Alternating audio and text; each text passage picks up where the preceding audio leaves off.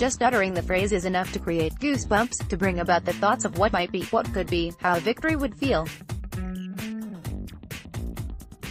When the Predators take the ice Thursday night at Bridgestone Arena, they'll be doing so in a setting never before seen in Nashville. Never before have they hosted a do-or-die, winner-take-all contest. But there's a first time for everything. And with a win, it would be the second consecutive trip for the home club to the Western Conference Final.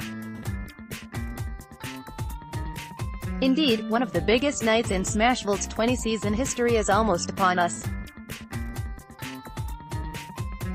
And the Preds can't wait. Just those two words, Game 7, get the juices flowing. Preds center Nick Bonino, who has played in 5 Game 7s in his NHL career, the most of any Predators player, said, "They get you amped up. They're fun to watch, and they're even more fun to play in." The third Game 7 in franchise history comes tomorrow night, final meeting between the Predators and the Winnipeg Jets in a Round 2 series that has come as advertised. Each game between the two clubs, who finished with the top 2 records in the league this season, has been more unpredictable than the previous. And this time, the Preds and Jets are settling in for one more classic that will end with handshakes no matter what. The only difference is someone will be hosting the Vegas Golden Knights on Saturday, while the other will be packing their bags. No pressure, right? In some ways, not really. See, the Predators say they've essentially been in this position already just a few days earlier in Winnipeg. Facing a 3-2 series deficit, the Preds shut out the Jets by a 4-0 final in Game 6, arguably their most complete game of the series to date. They performed just fine in that situation. Video, Josie, Forsberg and Hartnell share Game 7 memories. Game 6 was do or die, Nashville defenseman Yannick Weber said. "We realized in Winnipeg, if we lose, this is it. It has to be the same mindset tomorrow. When it comes to Game 7 participation, the Predators have a decided edge over their opponents. This will be Nashville's third Game 7 in club history, compared to Winnipeg's first instance. Not the greatest discrepancy there, but when it comes to individual stats, there are some gaps. The Predators have 20 players on their current roster who have skated in at least one Game 7 in their NHL career, 18 of whom have done so in 2 or more. Behind Bonino leading the way, are Scott Hartnell and PK Subban with 4 each. Only 7 Jets players on the active roster have ever participated in a Game 7. Only 2 have been victorious. Preds head coach Peter Laviolette is 5-2 all-time in Game 7s, while Jets bench boss Paul Maurice is 2-0, both wins coming as coach of the Carolina Hurricanes in 2009.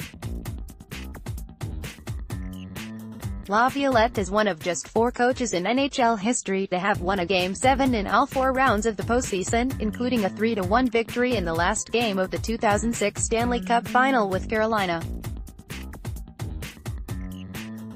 So, what does all that experience mean? Maybe not as much as one would surmise. Laviolette has said on multiple occasions in the last 2 days he won't be counting on experience to win the game for Nashville, nor will he necessarily look to a home ice advantage to propel the Preds over the top, although we've all seen what a smashable standing O can do. Rather, for Laviolette and the Preds, it simply comes down to something they've said all season long: when the Predators play to the level they know they're capable of reaching, they believe they can beat any team in the league. We have another chance to prove that on one of the biggest stages in hockey. We've been working all year for this, Hartnell said. It's an exciting time, and you have to relish this moment and make sure we're playing our best hockey. Safe as death in this room.